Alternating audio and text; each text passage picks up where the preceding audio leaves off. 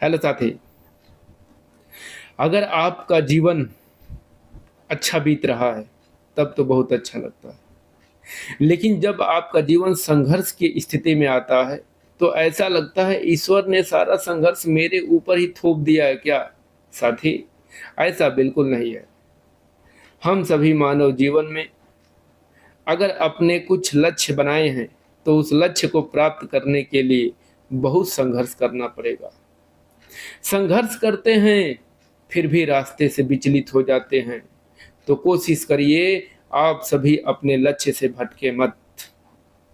क्योंकि अगर आप अपने लक्ष्य से भटक जाएंगे तो जो आपके पीछे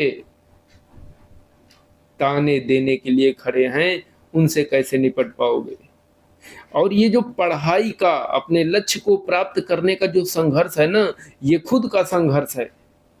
ये कोई बहुत बड़ा पहाड़ नहीं है। लेकिन जब आप असफल हो जाएंगे ना और पीछे से जब लोगों का ताना मिलेगा ना, तो वो ये पढ़ाई और अपने लक्ष्य को प्राप्त करने से ज़्यादा मेहनत वाला वो चीज़ें खराब लगेगा। जब पीछे बैठा हुआ इंसान, आगे बैठा हुआ इंसान, अगल बगल बैठे हुआ इंसान जब आपको ताना मारेगा, वो आपसे बर्दाश्त नहीं होगा। और ये जो समस्या चल रहा है अपने लक्ष्य को प्राप्त करने के लिए, वो समस्या आप बर्दाश्त कर सकते हो।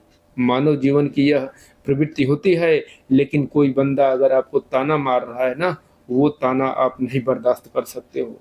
इसलिए आप अपना लक्ष्य जो बनाए हैं उस लक्ष्य को प्राप्त करने के लिए दिन रात एक कर दीजिए।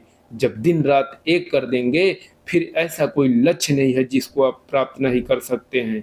माना कि आपके जीवन में कुछ समय के लिए असफलताएं हैं, लेकिन हमेशा आपका जीवन असफल ही रहेगा ये कहीं भी लिखा नहीं है। कर्म करिए कर्म, और कर्म के बदौलत आप अपना लक्ष्य आसानी से प्राप्त कर सकते हैं। ऐसा कोई लक्ष्य ही नहीं है जिसको प्राप्त नहीं किया जा सकता है। आप जरा मेहनत तो करिए। जब आप मेहनत करते हैं तो आपके अनेक रिश्तेदार, आपके अनेक मित्र, आपके अनेक दिमाग में चल रही हुई बातें आपको खींचने का प्रयास करेगा कि कहाँ मेहनत करे जा रहे हो, फिजूल का टाइम बर्बाद कर रहे हो। ये विचलित करने के लिए होता है।